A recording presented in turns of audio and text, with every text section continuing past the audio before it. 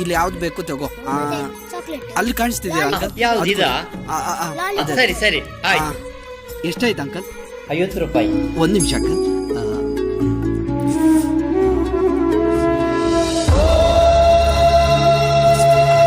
ಪಾಪ ಅಣ್ಣನ ಹತ್ರ ದುಡ್ಡಿಲ್ಲ. ಅಣ್ಣ ಏನೇ? ನೀನ್ ಯಾವತ್ತೂ ಸೋಲ್ಬಾರ್ದು. ನೀನ್ ಯಾರ ಮುಂದೆನೂ ತಲೆ ಬಾಗ್ಬಾರ್ದು. ನಿಂಗೆ ಅವಮಾನ ಆಗ್ಬಾರ್ದು. ಇರು 1 ನಿಮಿಷ. ನೋಡು, ಈ ಗೆಜ್ಜೆನ ಆಡಿಟ್ಟು ಅವ್ರ ಸಾಲ ತೀರ್ಸು.